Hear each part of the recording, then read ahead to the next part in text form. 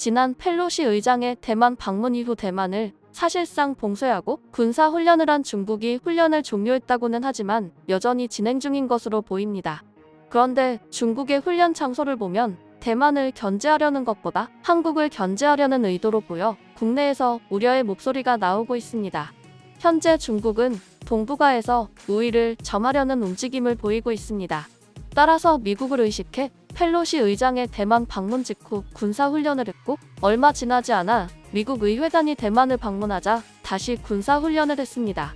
그리고 현재 중국은 대만과의 갈등을 앞세워 아시아와 남태평양 섬나라들까지 영향력을 행사하기 시작했는데요. 남태평양의 섬나라에 군사기지를 설치해 호주까지 위협하고 있는 실정입니다. 심지어 중국은 러시아가 주도하는 군사훈련을 할 것이라고 밝혀 파장이 일고 있습니다. 중국이 러시아가 주도하는 군사훈련에 참가하는 것은 사실 그렇게 놀라운 일이 아닙니다. 놀라운 점은 이번 러시아가 주관하는 훈련에 참여하는 국가에 인도가 포함된다는 것입니다. 사실 인도는 쿼드 연합국이면서도 우크라이나 사태 이후 서방국들의 테러 제재에 참여하지 않았습니다. 그런데 당시 언론들은 인도가 러시아에 값싼 원유를 수입하기 위해 그런 행동을 취하는 것이라고 주장했습니다.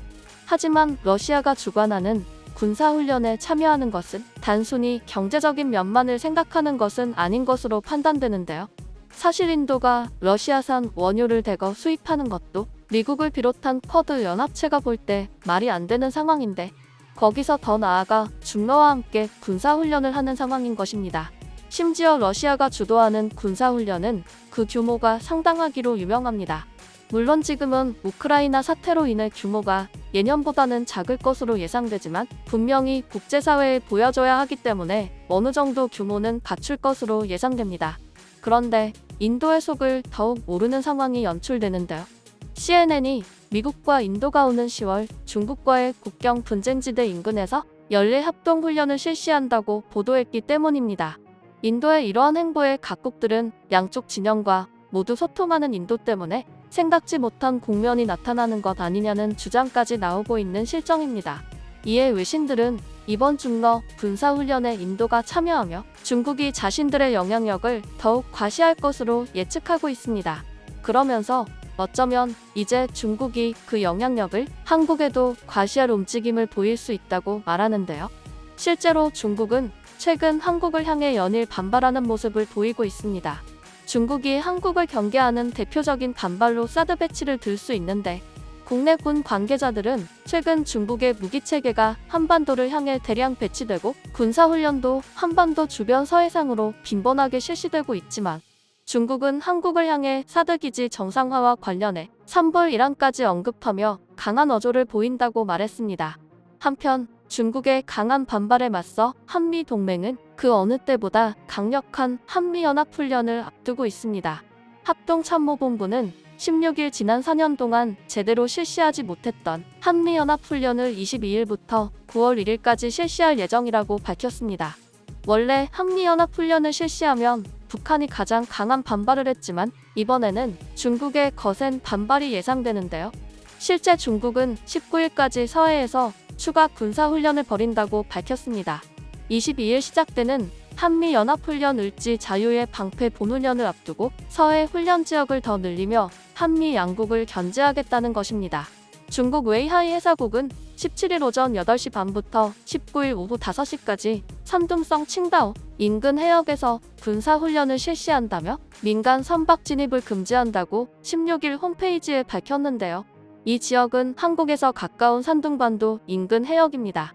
그리고 중국은 올 들어 지금까지 보하이해를 비롯한 서해 지역에서 100회 이상의 군사훈련을 실시한 것으로 나타났습니다. 이는 지난해 같은 기간에 비해 30% 이상 증가한 것으로 중국이 서해에서의 제해권을 확대하려는 움직임으로 보입니다. 또한 중국은 자국의 작전 경계라고 주장하는 서해 동경 124도 인근 해역에서도 훈련을 실시했는데요.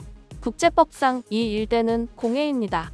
하지만 중국은 자신들은 이 해역에서 훈련을 실시하면서 한국 함정이 124도 서쪽으로 이동하면 자신들의 구역에서 나가라며 경고해왔습니다.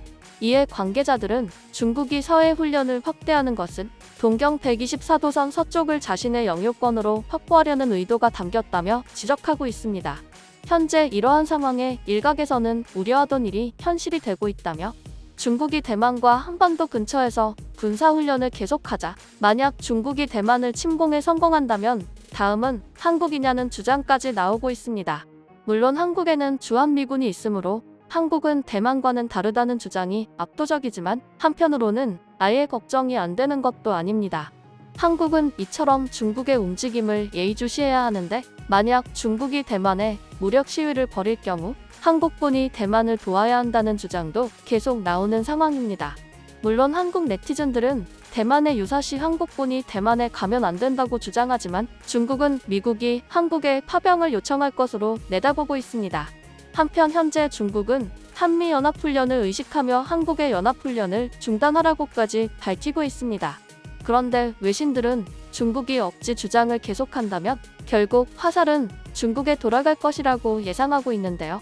먼저 중국은 우크라이나 사태를 보고 자신들도 대만 침공을 성공할 것이라는 자신감이 생겼다고 언론들은 말합니다. 하지만 미국 CNN 등은 중국이 간과하고 있는 게 있다고 합니다. 바로 중국이 보유하고 있는 무기 대부분이 러시아산이며 나머지도 중국 자체 기술이라는 것이죠.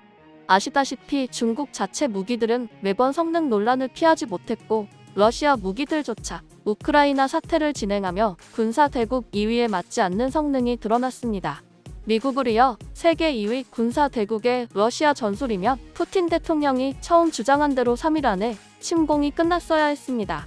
하지만 러시아의 예상과 다른 약한 모습에 중국과 북한 등 주변국들도 당황하는 모습을 보인 것이 사실입니다.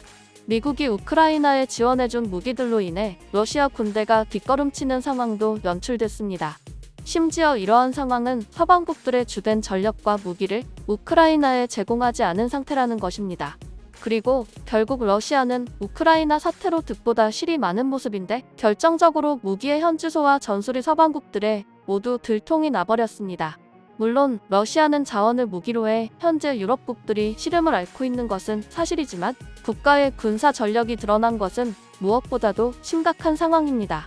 이러한 모습의 외신들은 중국이 지금처럼 한국과 대만 주변에서 군사훈련을 계속하는 것은 어찌 보면 중국의 전력이 노출될 수 있으므로 중국이 결국 얻을 게 없다는 주장입니다.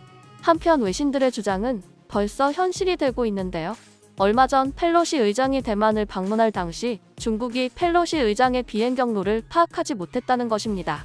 펠로시 의장 방문을 예의주시했을 중국의 입장을 생각하면 상당히 의아한 상황인 것이죠. 미국이 혹시 모를 비상사태에 대비해 항공모함까지 대비시킨 이유도 중국이 펠로시 의장이 탄 비행기에 위협을 가할지 모르기 때문이었습니다. 하지만 미국의 전자전에 중국의 전력이 무력화되며 펠로시 의장은 무사히 대만 방문을 마쳤습니다. 당시 상황만 보더라도 중국의 전술 능력은 아직 미국의 상대조차 되지 않는 모습이 드러난 것입니다. 그러니 미국의 우방국인 한국을 괜히 건드렸다가는 중국이 얻을 것은 없다는 것이죠. 그리고 현재 한국은 방산을 비롯해 엄청난 성장을 이루고 있습니다. 실제로 미국 CNN은 한국의 방산 수준은 이미 메이저리그 수준이라고 평가했습니다. CNN은 이어 지난해 말 기준 한국의 무기 수출액은 5억 6,600만 달러로 세계 10위를 기록했다며 폴란드, 호주와의 무기 계약은 소위 K방산을 메이저리그로 도약시켰다라고 주장했습니다. 일각에서는 한국이 예전부터 중국, 일본, 북한과 같은 열강들에 둘러싸여 적극적인 무기기술 개발을 멈추지 않아 오늘날과 같은 성과를 이룬 것이라고 보고 있는데요. 특히 CNN 등 미국 언론이 한국 방산을 극찬하는 것은 미국 입장에서도 한국산 방산 무기가 많아질수록 이득이라는 것입니다.